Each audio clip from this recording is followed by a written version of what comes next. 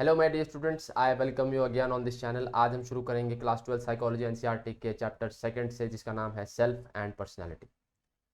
Chapter पढ़ने से पहले, शुरुआत करने से पहले हम ये जानते हैं कि पढ़ना क्यों है। Why study the self and personality at all. क्योंकि फ्रेडरिक नीचे ने बहुत बढ़िया बात कही है that a person who has his why figured out can bear almost any how. चाहे चीज़ें कितनी भी लंबी चलें, अगर आपको पता है कि आप क्यों पढ़ रहे हैं या आप वो काम क्यों करने चले थे, then you can bear almost any how. जैसे कि आजकल धुरंधर मूवी बड़ी हिट चल रही है। So the protagonist is a spy that goes behind enemy lines and endures the most brutal of hardships. Why?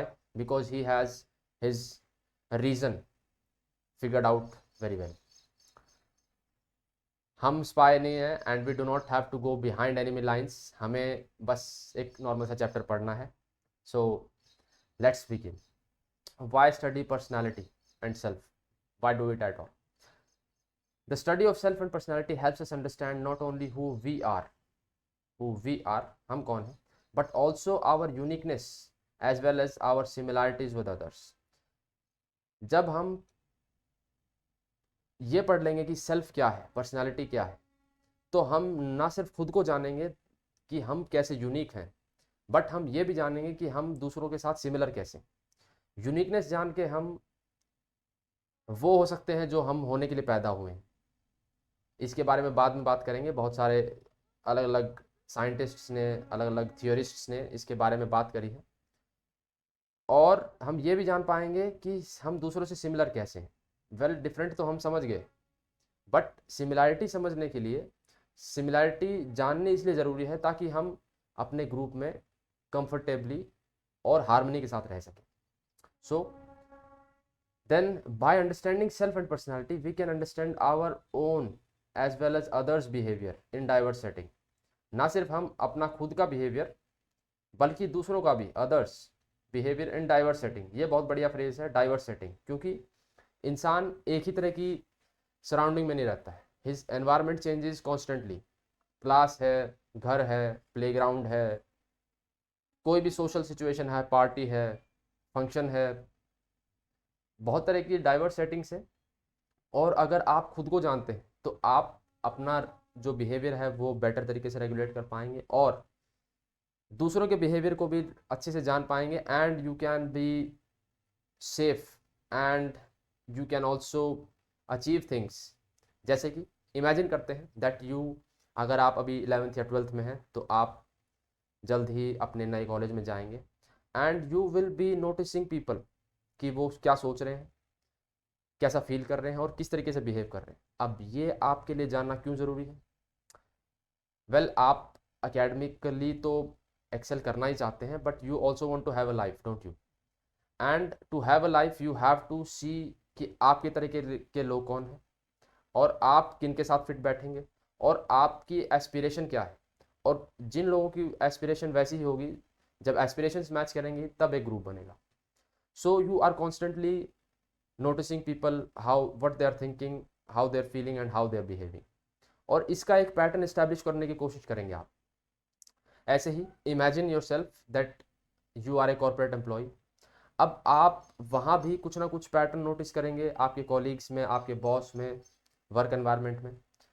और ये सब पैटर्न जो हैं, बस यही पर्सनालिटी होती है। इसकी जो ऑफिशियल डेफिनेशन है वो हम बाद में पढ़ेंगे, but now I hope you will read this chapter with interest, और I want you to engage with me here. और जब मैं कहूँ imagine, so at least put in some effort, and I assure you, since ये NCERT का concentration है, ये पूरा चैप्टर जो है, अगर आपने ये पूरा लेक्चर शुरू से एंड तक देख लिया तो एनसीईआरटी खोलने की तो बिल्कुल ज़रूरत नहीं है। दूसरा, अगर आप ये बोर्ड्स के लिए देख रहे हैं तो आपके कंसेप्चुअल अंडरस्टैंडिंग बहुत नेक्स्ट लेवल हो जाएगी। और अगर आप इस लेक्चर को CUET UG के लिए देख रहे हैं तो आपके जो MCQ टाइप्स क्वेश्चन हैं वो भी बहुत अच्छे से सॉल्व होंगे। I will tell you during the course of this lecture, I will tell you कि कौन सी इन्फॉर्मेशन याद करने की है, कौन सी प्रीवियस ईयर क्वेश्चंस में पूछी गई है, एंड उनको याद करने के ट्रिक्स क्या क्या हैं, because there will be a lot of information. So let's move on. Concept of self. अब ये जो बॉक्स है, वाइट बॉक्स है, ये मैंने बनाया है to show that this is a major topic. अब कॉन्सेप्ट ऑफ सेल्फ में बहुत सारे माइक्रो टॉपिक्स आएंगे। ऐसे ही दूसरा वाइट बॉक्स होगा कॉन्सेप्ट ऑफ पर्सनालिटी में, और डॉटेड बॉक्स होंगे वो माइक्रो टॉपिक्स हैं। So do not get confused. White box का मतलब, सॉलिड वाइट बॉक्स का मतलब मेजर टॉपिक। अब यहाँ मेजर टॉपिक है सेल्फ। सो शुरू करते हैं। सेल्फ का सीधा सा मतलब है how we define our self is self. जो भी हम खुद को डिफाइन करते हैं वो सेल्फ है। बहुत simple definition. Well, most things are simple, we make it complicated. तो how we define our self is self. अब जो हम डिफाइन कर रहे हैं, डिफाइन करने की कैपेबिलिटी बड़े होकर आती है। A newly born has no concept of self.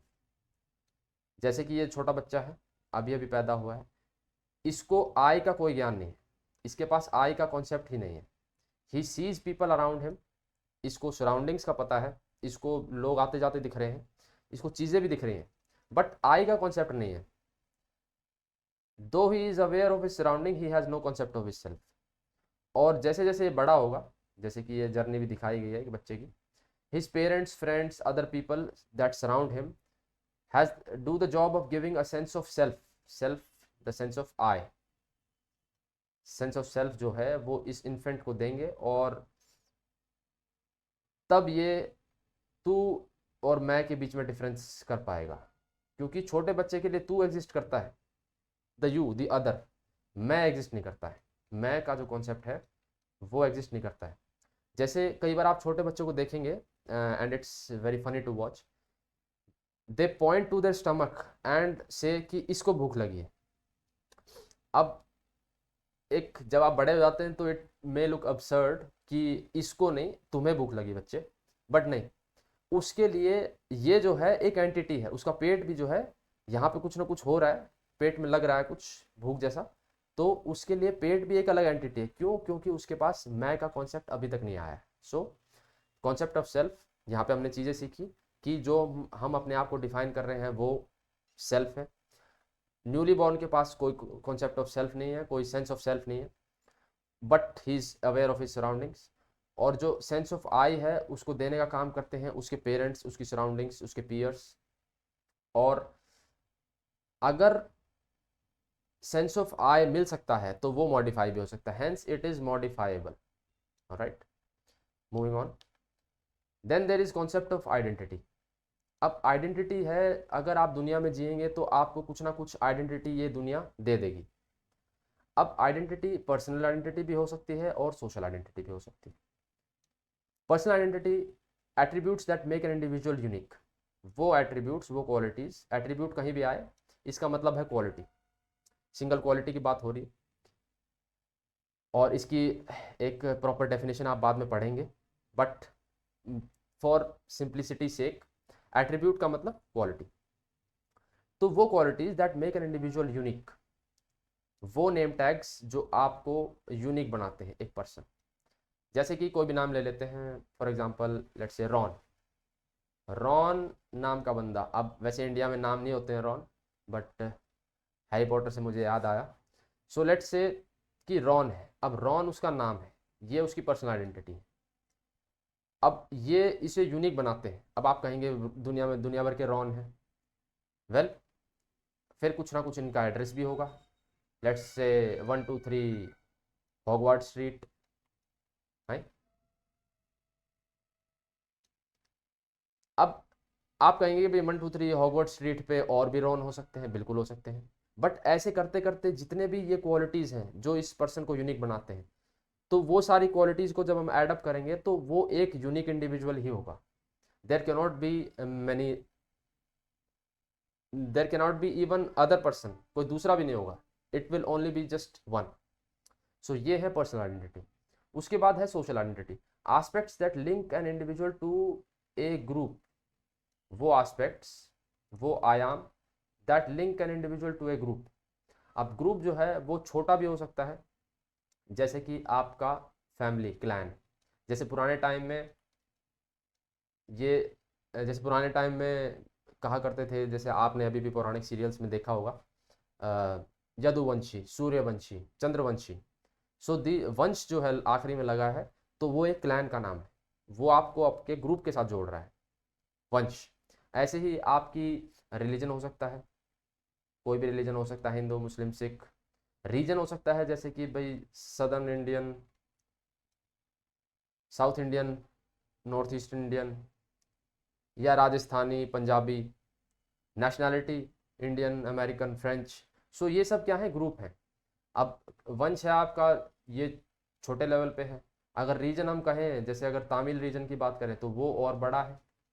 हम अगर बात करें रिलीजन की तो रिलीजन और भी बड़ा है, और नेशन की बात करें तो वो और भी बड़ा है। सो जो एस्पेक्ट्स आपको आपके सोशल ग्रुप से लिंक करते हैं वो है सोशल आइडेंटिटी।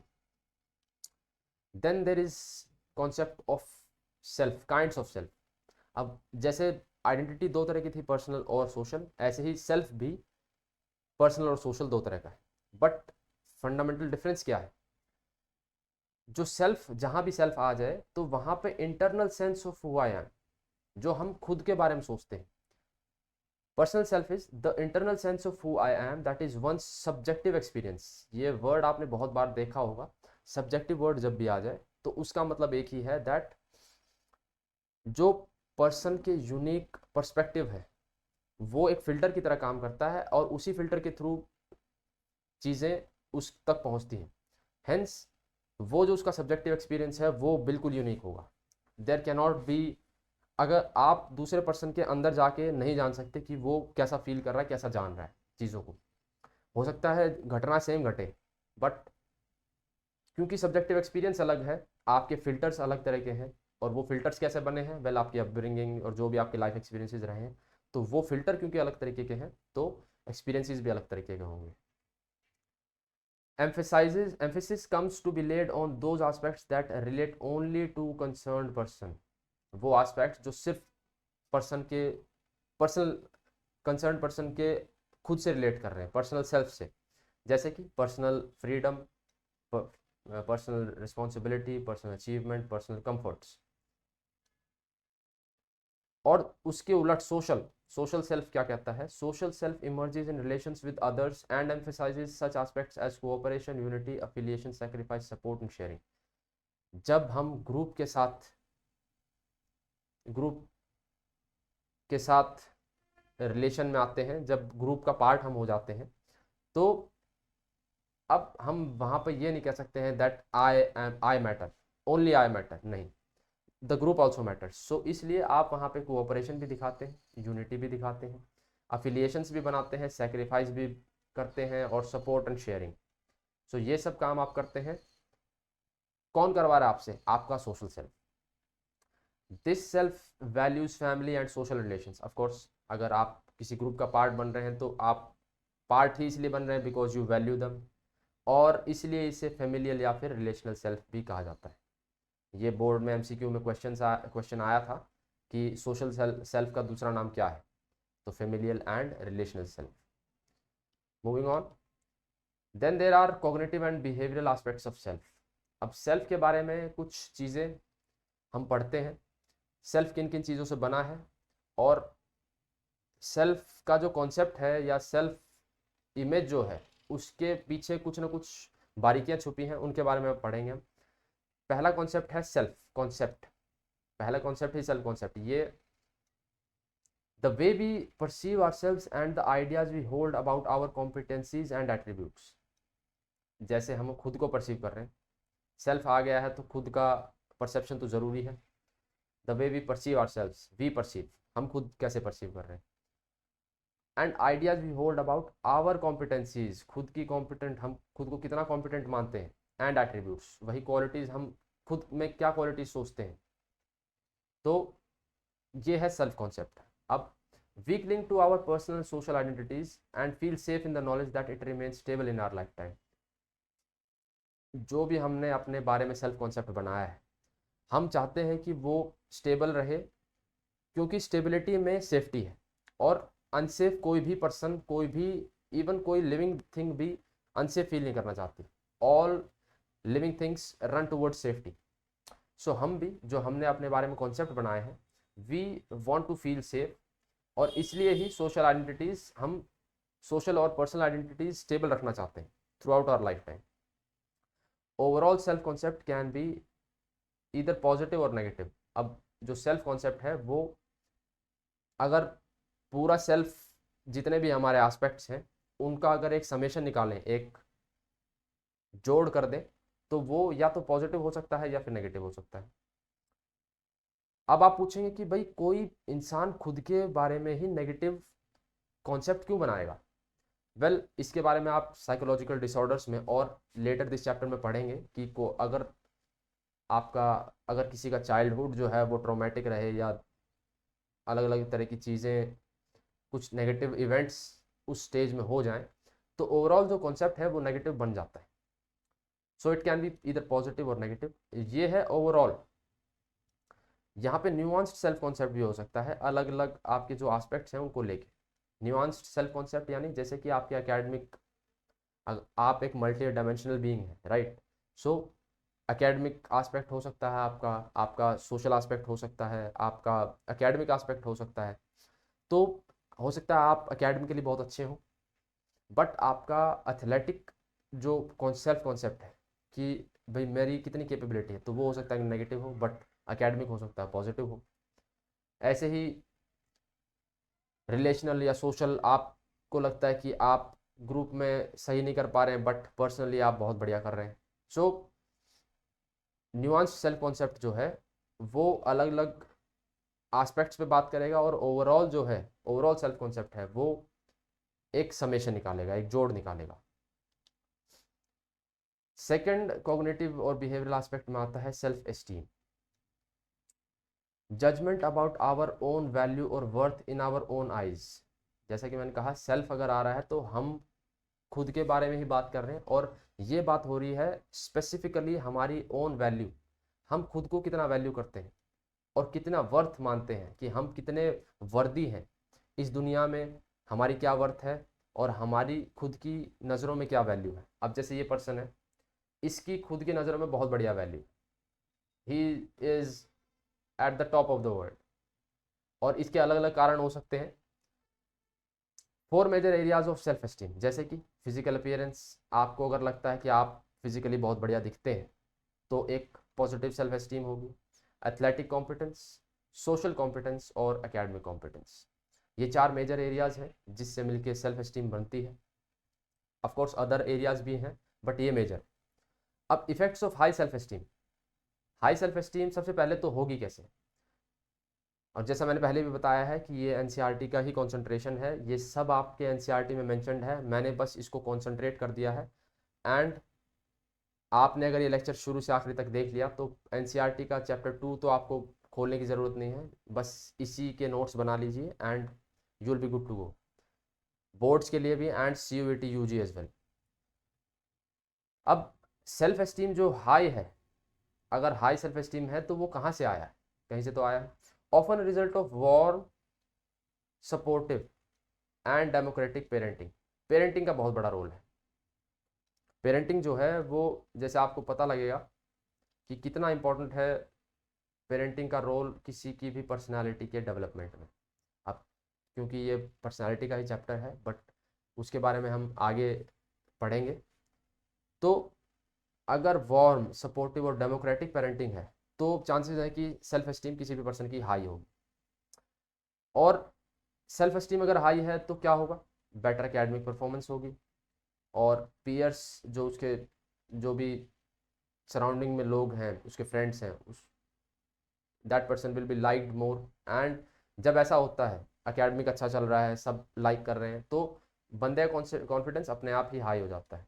जैसे कि आपने स्कूल में भी देखा होगा कि कुछ पॉपुलर किड्स होते हैं, they look good, athletic performance उनकी अच्छी है, they are well off, they are liked by their friends और इवन टीचर्स, तो सेल्फ कॉन्फिडेंस अपने आप हाई हो जाता है।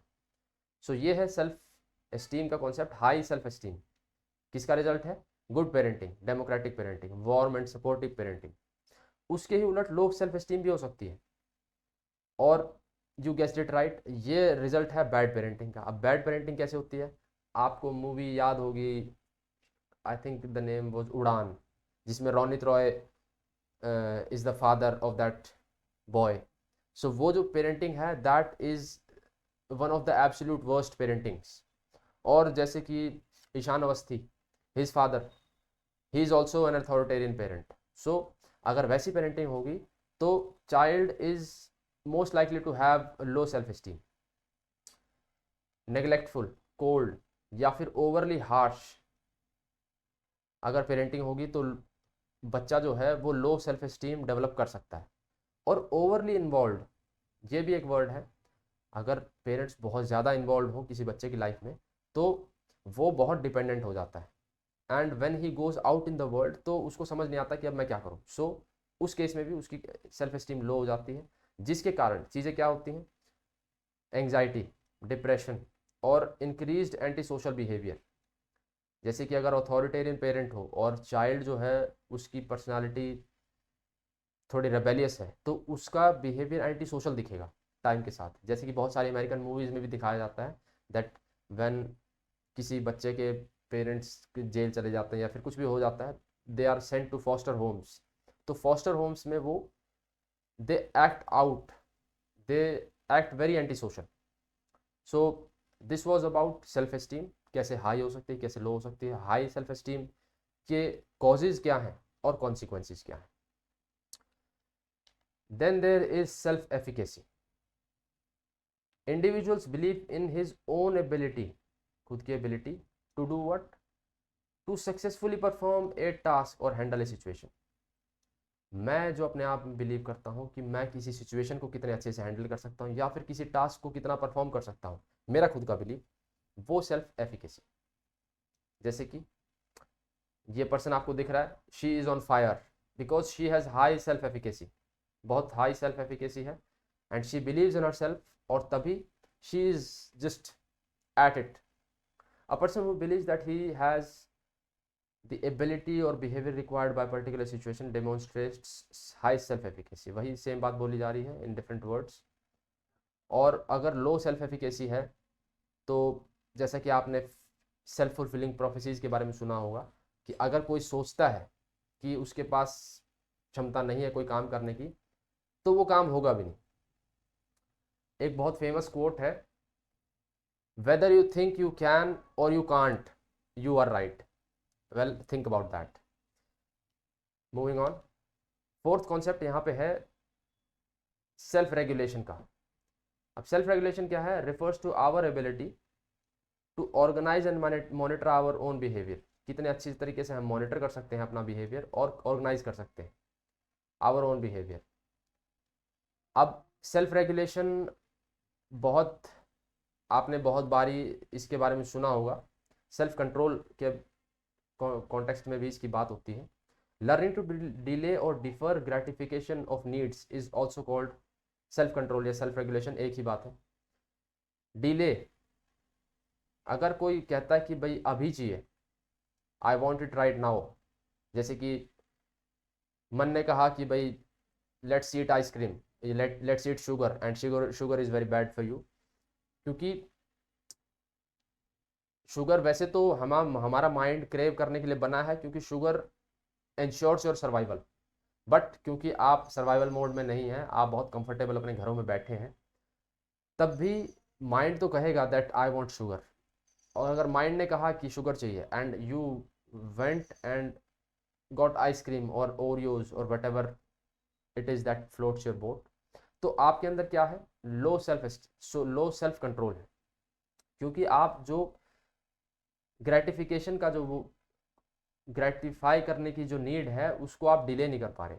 अगर कर पा रहे हैं तो आपके पास सेल्फ कंट्रोल है, अगर नहीं कर पा रहे हैं तो नहीं है। अब जैसे ये है, अब ये सेंस ऑफ राइट और रॉन्ग के कॉन्टेक्स्ट में भी आता है दैट अ पर्सन, आपके अंदर दो, एक तो एंजल बैठा है आपके एक कंधे पे और एक पे बैठा है डेविल, और जो द वॉइस ऑफ रीजन है वो वॉइस ऑफ एंजल है that tells you to do the right thing, और जो डेविल है वो है आपको कह रहा है कि भाई नहीं अभी चाहिए, अभी शुगर खानी है।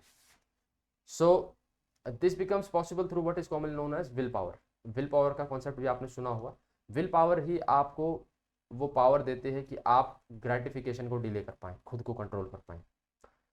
इच्छा शक्ति हिंदी में से कहते हैं, doing the right thing and resisting situational pressures. अब सिचुएशनल प्रेशर्स का मतलब क्या होगा, सिचुएशन उठी कुछ भी, कोई भी प्लेजर, किसी भी तरह का प्लेजर हो सकता है, प्लेजर ऑफ द बॉडी या माइंड हो सकता है। अलग अलग तरह के प्लेजर्स हैं, खाने से रिलेटेड हैं, किसी से बात करने के रिलेटेड हैं, फ़ोन चलाने के रिलेटेड हैं, रिप्रोडक्शन से रिलेटेड हैं।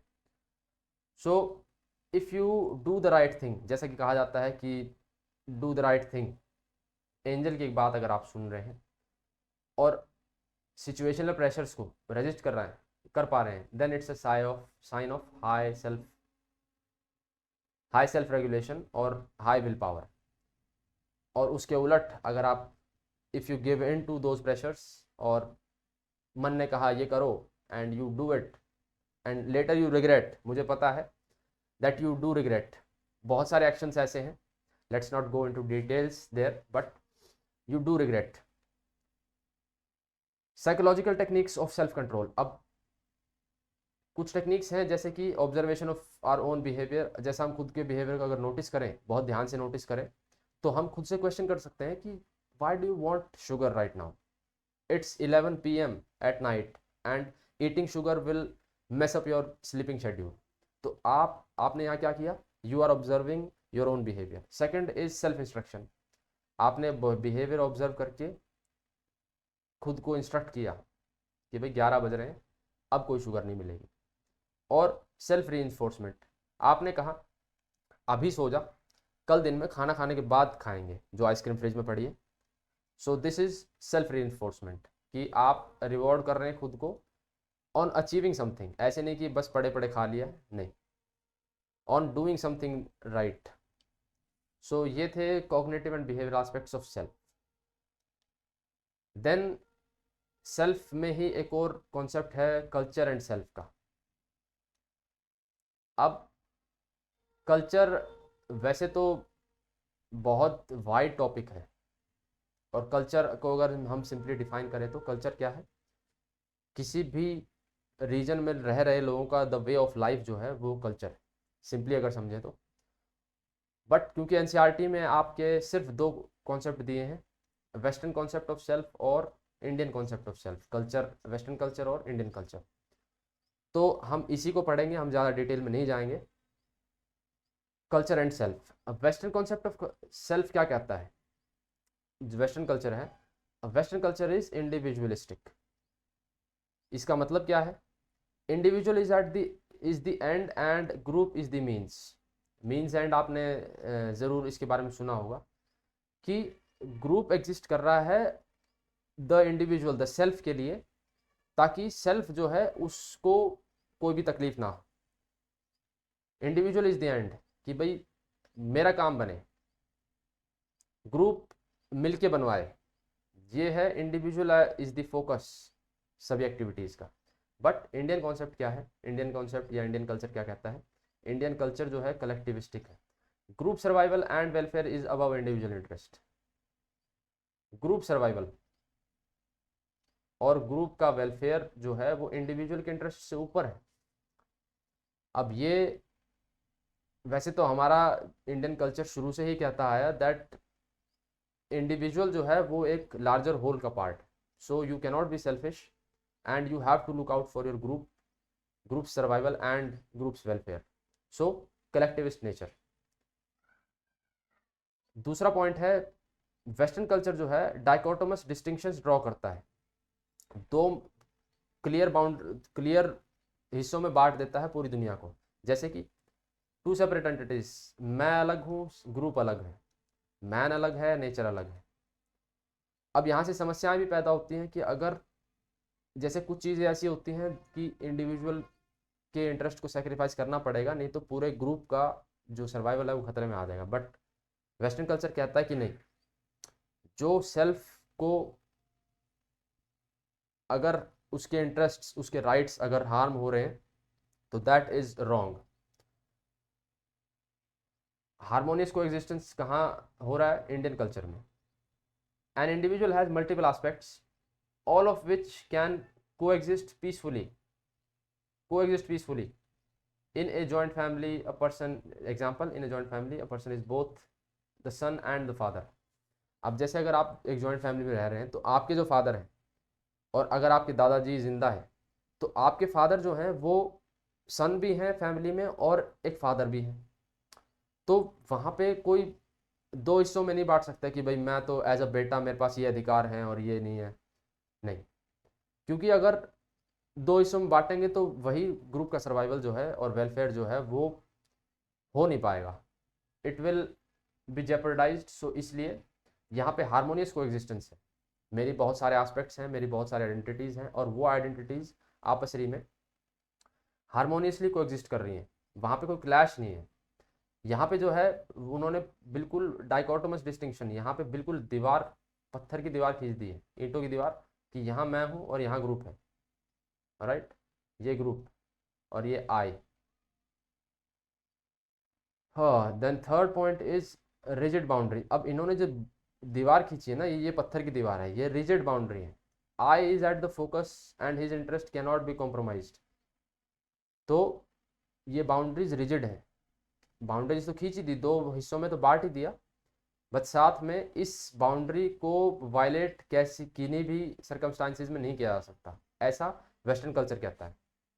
बट इंडियन कल्चर क्या कहता है कि ये जो बाउंड्रीज हैं, जो एस्पेक्ट्स, ये फ्लूइड हैं और सिचुएशंस के हिसाब से इन्हें चेंज होता रहना पड़ेगा, क्योंकि कोई भी चीज़ दुनिया में स्थिर नहीं हो सकती। The world is constantly changing, it is constantly on the movement. So this was about western concept of self. Western culture self को कैसे लेता है और इंडियन कल्चर सेल्फ को कैसे देखता है। मूविंग ऑन, अब आते हैं हम कॉन्सेप्ट ऑफ पर्सनालिटी पे। जैसा कि मैंने कहा था, जो वाइट बॉक्स है ये मेजर टॉपिक को दिखा रहा है। अब जैसा कि मैंने आपसे इमेजिन करने को भी कहा था कि आप आपके सराउंडिंग के लोगों का जो बिहेवियर पैटर्न है, जो थिंकिंग पैटर्न है, उसको कॉन्स्टेंटली एनालाइज करते रहते हैं। अब मैं पैटर्न पे बार बार फोकस क्यों कर रहा हूँ, क्योंकि यही जो पैटर्न है, यहाँ लिखा भी है, relatively stable pattern of appearance, thoughts, emotions and behavior that characterizes an individual's interaction with and response to an external environment is called personality। अगर ये बहुत लंबी डेफिनेशन आपको लग रही है तो एक सिंपल डेफिनेशन है, कौन सी? Personality refers to our characteristic ways of responding to individuals and situations. Characteristic way वही कि आप यूनिकली कैसे किसी सिचुएशन, किसी पर्सन, किसी कहीं भी कैसे रिएक्ट कर रहे हैं, कैसे इंटरेक्ट कर रहे हैं, तो ये आपका कैरेक्टरिस्टिक वे होगा। और ये जो वर्ड है पर्सनालिटी, इसका रूट वर्ड क्या है? Latin word persona. Persona Latin word जो है उसका मतलब क्या होता है? मास्क। और मास्क, कौन सा mask? Used by actors in Roman theatres. तो ये जो जैसे यहाँ अलग अलग मास्क दिखाए गए हैं, ये मास्क जो हैं वो हम पुट ऑन कर रहे हैं, और इसी को पर्सनालिटी कहा है। Well, personality is more than that, but I am telling you about कि उसका रूट वर्ड क्या है, ताकि आपको याद रहे। अब पर्सनालिटी की दो डेफिनेशन मैंने आपको बताई। एक simple one, characteristic way of responding, कि आप यूनिकली कैसे रिस्पॉन्ड कर रहे हैं किसी भी इंडिविजुअल या सिचुएशन को। और जो ये दूसरी डेफिनेशन है, ये इसकी ऑफिशियल डेफिनेशन है, और थोड़ा सा अगर बड़ा क्वेश्चन आ जाए सब्जेक्टिव पेपर में, जैसे कि बोर्ड एग्जाम में, तो आप दोनों में से कौन से भी लिख सकते हैं। But the important thing is कि आपको समझना जरूर पड़ेगा कि भाई पर्सनालिटी होती क्या है।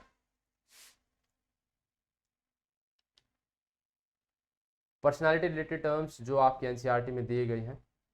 टेम्परामेंट। अब टेम्परामेंट जो है वो biology based characteristic way of reacting है। कैरेक्टरिस्टिक वे तो हमने पीछे पढ़ा, लेकिन ये बायोलॉजी बेस्ड है। बायोलॉजी बेस्ड कैसे है? जैसे यहाँ पे सबसे ज़्यादा इमोशनल और मूड पैटर्न के कॉन्टेक्स्ट में बात की जाती है, क्योंकि कहा जाता है that biology decides your emotion and your mood. So इसलिए टेम्परामेंट जो है वो बायोलॉजी बेस्ड कैरेक्टरिस्टिक वे है। कैरेक्टरिस्टिक वे तो है ही, but biology based. So remember, temperament जो है वो बायोलॉजी बेस्ड है और मोस्टली इमोशनल और मूड पैटर्न के कॉन्टेक्स्ट में बात हो रही है। सेकेंड इज ट्रेट, पहले भी आ चुका है और मैंने कहा था सिंपली क्वालिटी की बात हो रही है।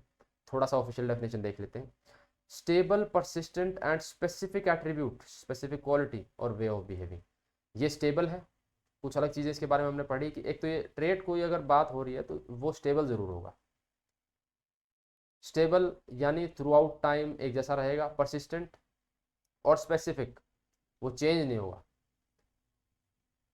क्वालिटी और वे ऑफ बिहेविंग, ये है ट्रेट की definition. Then disposition, broader tendency of a person, ये जो वर्ड है यहाँ पे ये इसका ऑपरेटिंग वर्ड है, broader tendency. Broader tendency of a person to react to a given situation in a particular way. अब जैसे कि किसी को कहते हैं कि भाई he is a man of aggressive disposition, so उसकी जो ब्रॉडर टेंडेंसी होगी वो हर सिचुएशन में अग्रेसिवली रिएक्ट करने की ही होगी। और टेम्परामेंट, ट्रेट, लाइफ एक्सपीरियंसेस, ये सब मिलके जो हैं वो किसी पर्सन के डिस्पोजिशन डिसाइड करते हैं, right. Character, the overall pattern of regularly occurring behavior mostly has a social, religious and moral context to it। अब आपने जैसे गांधी जी का कोट भी है कि education, the ultimate aim of education is to build character. तो वहाँ पे गांधी जी ने बात करी है सोशल, रिलीजियस और मॉरल कॉन्टेक्स्ट में कि अगर आप कुछ पढ़ रहे हैं, अगर पढ़ाई कर रहे हैं, आप एजुकेशन ले रहे हैं, तो अगर आपके सोशल, रिलीजियस और मॉरल एस्पेक्ट्स अगर डेवलप नहीं हुए तो आपका जो कैरेक्टर है वो बिल्ड नहीं हुआ और एजुकेशन अपने एम में फेल हो गई, क्योंकि एजुकेशन का aim is to build character. Then there is habit, habit is modes of behaving that have been learned over time. Habit कुछ भी हो सकती है, जैसे सुबह उठ के आप हल्का गर्म पानी पीते हैं, so it's a habit and it's good for you, so आपने वो अडॉप्ट करी है। स्मोकिंग इज ऑल्सो हैबिट, वो किसी ने स्ट्रेस से कोप करने के लिए अडॉप्ट करी थी। It's a bad habit but it is a habit because it has been learned over time. It's a mode of behaving, it's a behaviour जो आपने टाइम के साथ लर्न किया है। और हैबिट्स लर्न और अनलर्न करी जा सकती है, और जैसे जैसे आप देखेंगे कि हैबिट्स ही ट्रेट्स बन जाते हैं और ट्रेट्स ही पर्सनैलिटी डिसाइड करती हैं। Then there are values, values are important and lasting beliefs, ideas in an individual about right and wrong. अब जो जो भी आइडियाज़ आप होल्ड करते हैं कि क्या सही है क्या गलत है, वही वैल्यू है। अब आप कहते हैं कि भाई पेरेंट्स की रिस्पेक्ट करना है, तो वो आप सही मानते हैं, so it's a value that you respect your parents. Hard work, you believe in working hard, so it's a value for you. So ये सब पर्सनैलिटी रिलेटेड टर्म्स थी, तो इनके बीच में कंफ्यूज नहीं होना है। टेम्परामेंट बायोलॉजी वेस्ड, इसका ये ऑपरेटिंग वर्ड है। ट्रेट, क्वालिटी मैंने आपको बताई थी, बट कुछ दो तीन शब्द इसके आगे जोड़ दिए, स्टेबल और persistent. Disposition, broader tendency. Character, social, moral और रिलीजियस कॉन्टेक्स्ट में होगा। हैबिट, लर्न बिहेवियर है, और वैल्यूज राइट एंड रॉन्ग के कॉन्टेक्स्ट में होगा। Then we come to major approaches to study of personality. अब पर्सनैलिटी को तो स्टडी करना ही है। अब अलग अलग अप्रोचेस लिए गए हैं, अलग अलग थियोरिस्ट्स ने अपनी अंडरस्टैंडिंग के हिसाब से। पहला है टाइप अप्रोच, दूसरा है ट्रेट अप्रोच, और तीसरा है इंटरनेशनल अप्रोच। अब टाइप अप्रोच को और ट्रेट अप्रोच को हम बहुत डिटेल में बाद में कवर करेंगे। इंटरनेशनल अप्रोच को हम एक बार देख लेते हैं। इंटरनेशनल अप्रोच, वेल आगे हमने सब कुछ कवर किया हुआ, तो हम let's move on. Let's start from type approach. जैसे कि मैंने कहा था डॉटेड बॉक्स है तो ये माइक्रो टॉपिक है। अब पर्सनैलिटी के अंदर स्टडी ऑफ पर्सनैलिटी है और उसमें भी टाइप अप्रोच की बात हो रही है, तो ये माइक्रो टॉपिक है। अब टाइप अप्रोच की खासियत क्या है? Type approach attempts to comprehend human personality by examining certain broad patterns in behaviour. Type approach क्या है? ये जो ब्रॉड पैटर्न्स हैं, ब्रॉड, नैरो पैटर्न्स नहीं, नैरो क्वालिटीज नहीं, broad patterns in observe behaviour characteristics of individual. किसी individual कैसे behave कर रहा है उसका ब्रॉड पैटर्न अगर एस्टैब्लिश कर रहे हैं तो वो एक टाइप अप्रोच होगा। ठीक है, ये ऑपरेटिंग वर्ड है इसलिए मैंने अंडरलाइन किया है। Can be based on either physical elements, जैसे कि हिपोक्रेटिस की ह्यूमरल थ्योरी है, फिजिकल एलिमेंट्स पे भी बेस्ड हो सकता है, और साइकोलॉजिकल एलिमेंट्स पे भी बेस्ड हो सकता है, जैसे कि हम बाद में पढ़ेंगे त्रिगुण थ्योरी है या प्लेटोज थ्योरी ऑफ सोल है, ये टाइप अप्रोच है। और टाइप अप्रोच और भी बहुत आगे, बहुत बड़ा है, बहुत लंबा है। So let's start. बट इतना याद रखना दैट सर्टन ब्रॉड पैटर्न्स, ये जो ऑपरेटिंग फ्रेज है यहाँ पे, टाइप अप्रोच का ये बिल्कुल फंडामेंटल है, फंडामेंटल प्रिंसिपल है कि वो सर्टन ब्रॉड पैटर्न्स को पढ़ेगा और उसमें फिर इंडिविजुअल्स को फिट करने की कोशिश करेगा। फर्स्ट इज हिपोक्रेटिस की ह्यूमरल थ्योरी। ह्यूमर जो है वो अलग अलग एलिमेंट्स, बॉडी एलिमेंट्स की बात है, जैसे कि blood, yellow bile, black bile और flame.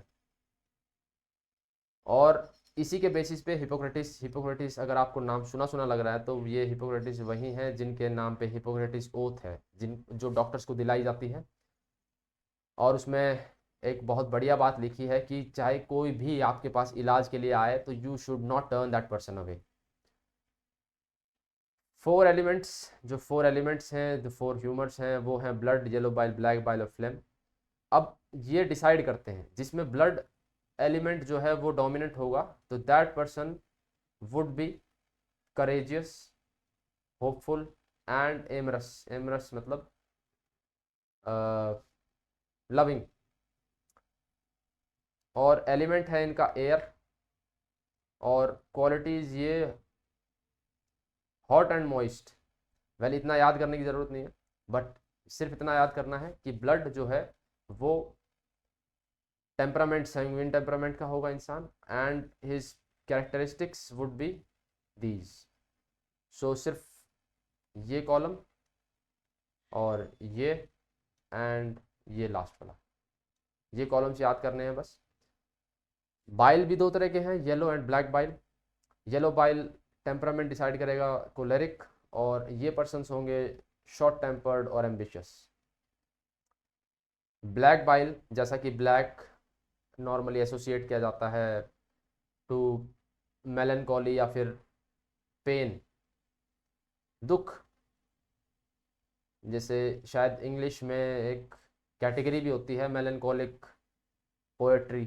So black bile melancholy, और ये लोग कैसे होंगे, सेंटिमेंटल होंगे, थोड़े दुखी टाइप होंगे। और फ्लैम लास्ट में, फ्लैम फ्लेगमेटिक, और ये पर्सन काम होंगे, अनइमोशनल होंगे और अलूफ होंगे, मतलब they would not be too emotional.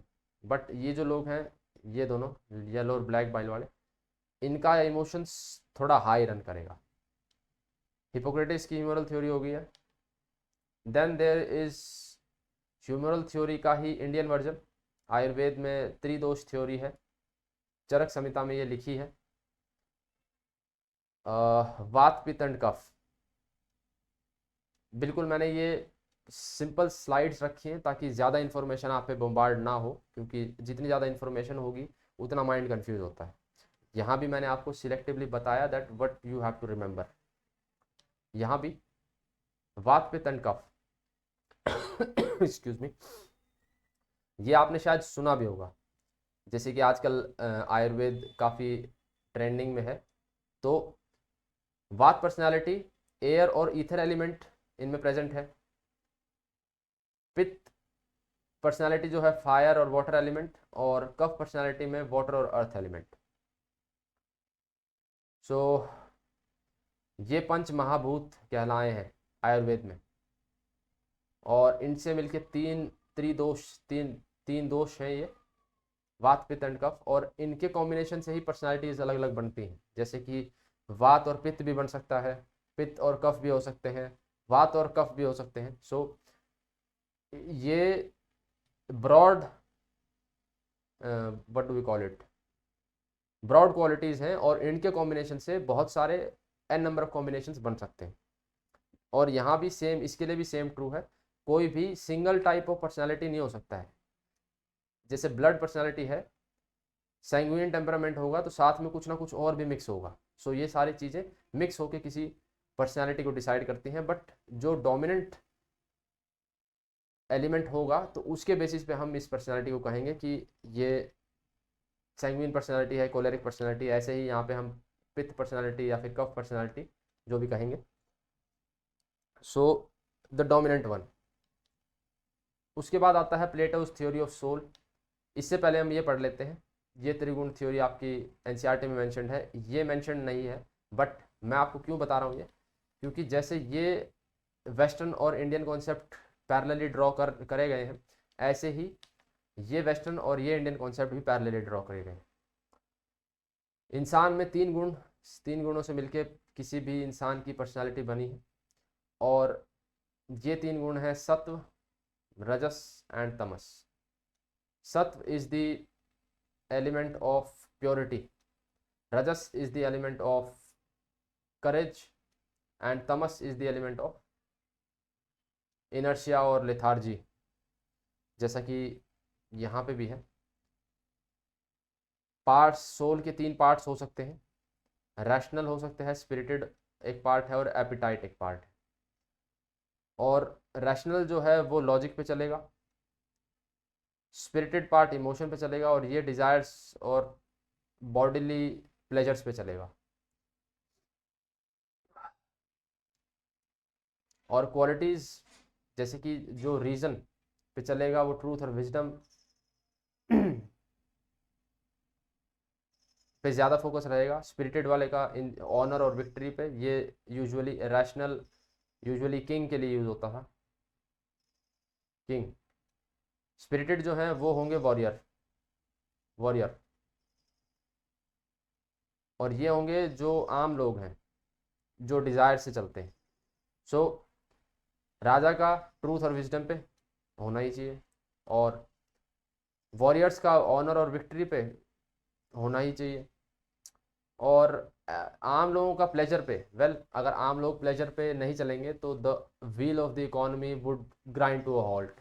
जैसे कि हमने कोरोना के टाइम पे भी देखा दैट जब कंजम्पशन रुक गई तो इकोनॉमी जस्ट फ्लैट लाइन हो गई इकोनॉमी। क्यों? क्योंकि इकोनॉमी चलती ही कंजम्पशन से, और कंजम्पशन को बढ़ावा कौन देते हैं? आम लोग, क्योंकि आम लोग डिजायर से, एपिटाइट से चलते हैं, प्लेजर से चलते हैं। इसके बाद आते हैं वही तीन गुण, सत्व, रजस और तमस। और जैसा कि मैंने कहा, it is always a combination. तीन गुण मिलके कितने किसमें प्रेजेंट है, उसी के बेसिस पे डिसाइड होगा कि कितना सत्व है, कितना रजस है और कितना तमस है। और एक और बात इसके बारे में, that all people have these three गुण, और इन्हीं के बेसिस पे कि कितना परसेंट कौन सा गुण है, उसी के बेसिस पे इंसान की साइकोलॉजिकल पर्सनालिटी डिसाइड होती है। जिसमें सत्व ज़्यादा होगा, they would like balance, harmony, they would B positive overall, peace loving, they would have clarity, creativity, openness etcetera.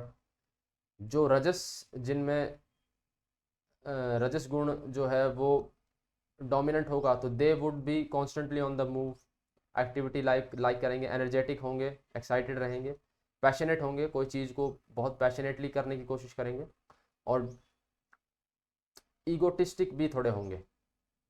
ऐसी तमस जो है, जिनमें तमस गुण जो है वो डोमिनेट करेगा, तो वो लेथार्जिक और इनएक्टिविटी, आपको बहुत मूवमेंट करते नहीं दिखेंगे, और डल और डार्क। और तीन गुण से मिलके किसी भी पर्सन की पर्सनालिटी बनती है, और that's it. Then we move to modern times. अब ये जो हमने अभी तक पढ़ी, ये थी एंशंट थियोरीज।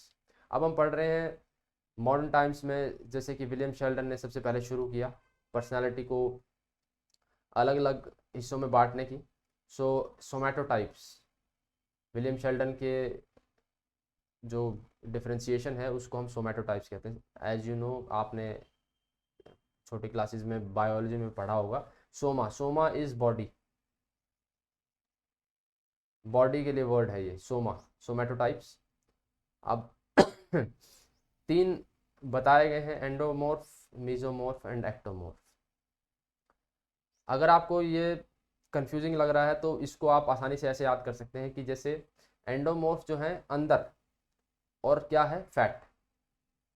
एंडो यानी अंदर, अंदर फैट है, और एक्टोमॉर्फ यानी इनको बाहर फैट चढ़ाने की ज़रूरत है। अब ये शॉल या जैकेट वगैरह ओढ़ेगा तो सर्दी से तो सभी को बचना है, इसके पास ऑलरेडी जुगाड़ है, तो एंडोमॉर्फ फैट अंदर ही है ऑलरेडी, एक्टोमॉर्फ बाहर से लेयर चढ़ाने की ज़रूरत है।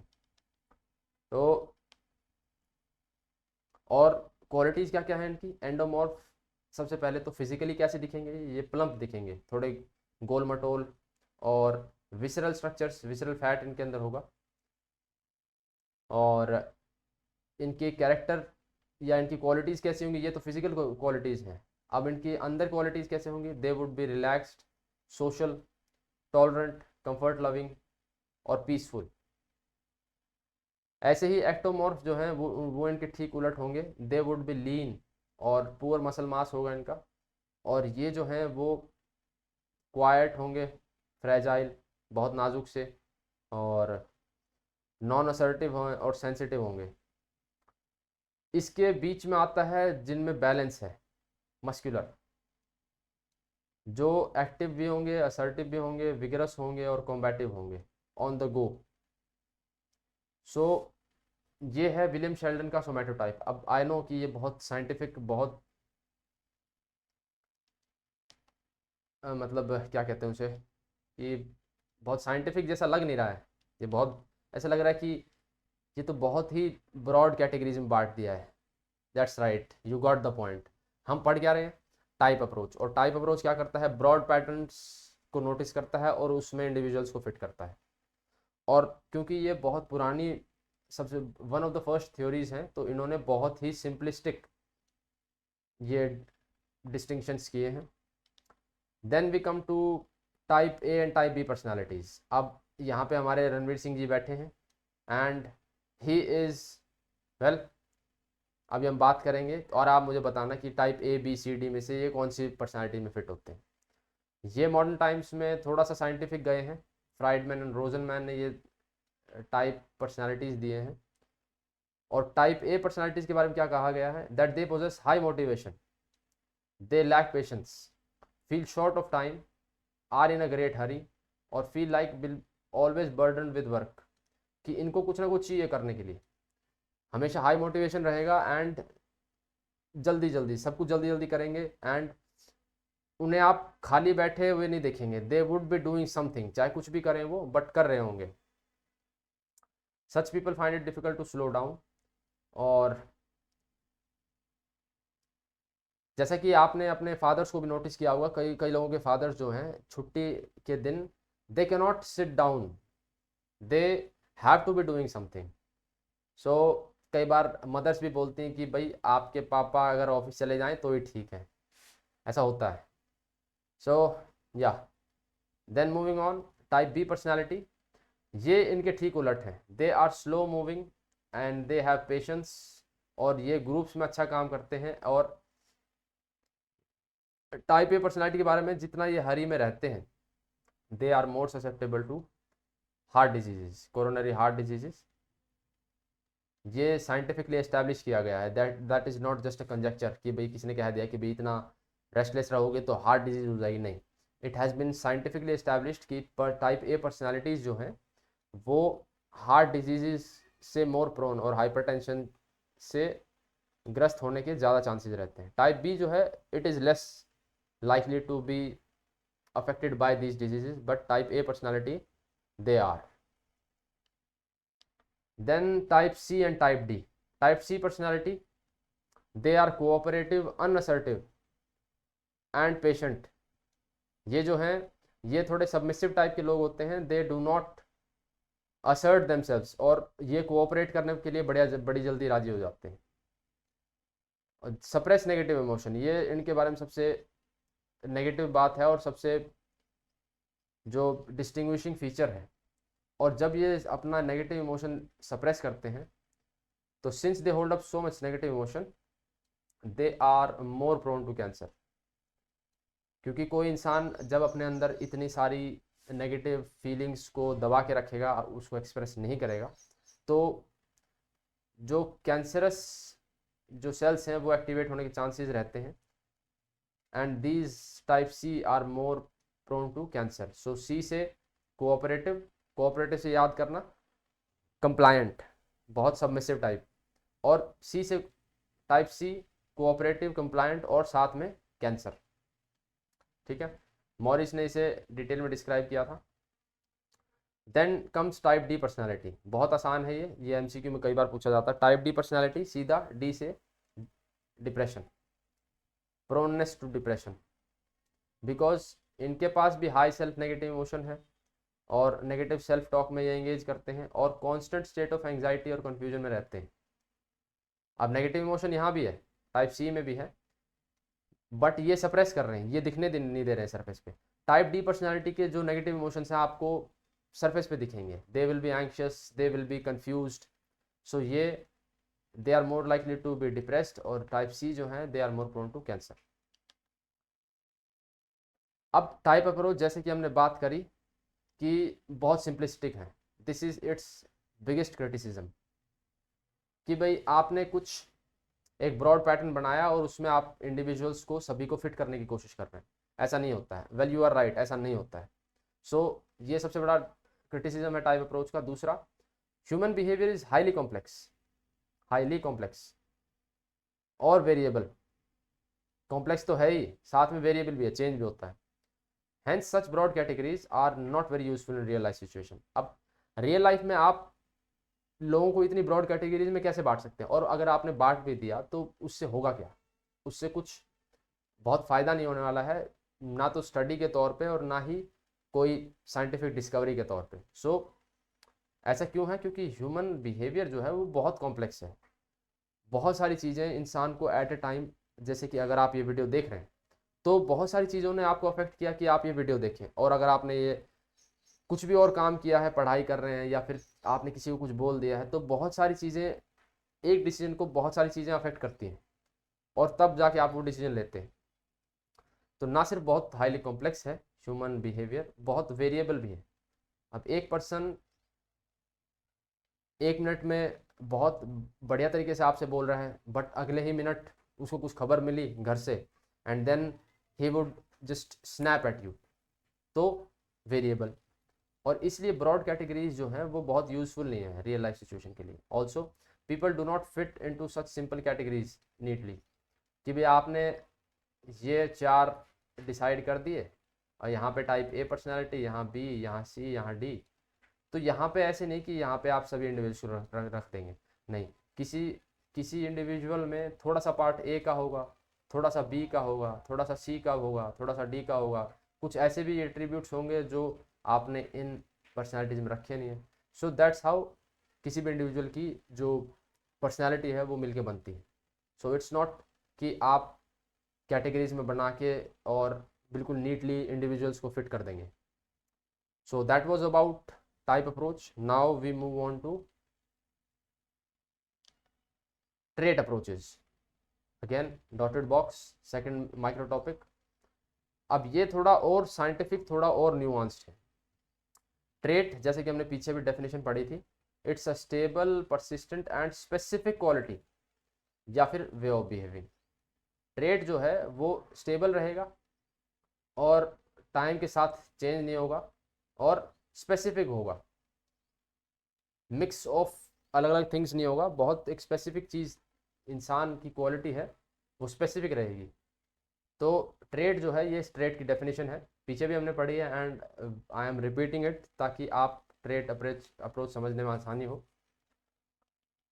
दीज थ्योरीज, ट्रेट अप्रोचेज जो हैं वो try to discover building blocks of personality. अब किसी भी पर्सन की पर्सनैलिटी जो है उसका बिल्डिंग ब्लॉक्स ये ढूंढ रहे हैं।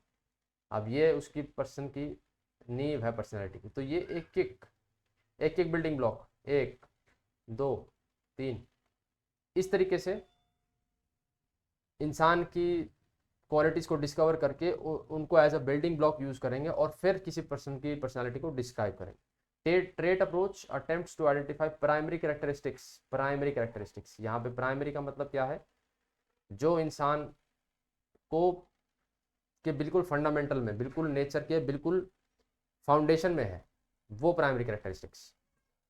Better than type approach, of course type approach से बेटर ही है ये, क्योंकि हमने यहाँ पे सिंगल क्वालिटी की बात करेंगे। Strength, because strength and combination of different qualities are different for each individual. हर एक इंडिविजुअल में किसी भी ट्रेट की जो कॉम्बिनेशन है, अलग अलग ट्रेड्स जो हैं वो अलग अलग कॉम्बिनेशंस में प्रेजेंट हैं, और उनकी स्ट्रेंथ जो है वो हर एक इंडिविजुअल में वेरी करेगी। So there are so many permutations and combinations. तो ट्रेड अप्रोच जो है वो उसको बेटर तरीके से पढ़ता है रादर देन टाइप अप्रोच, इसलिए ये टाइप अप्रोच से बहुत बेटर है।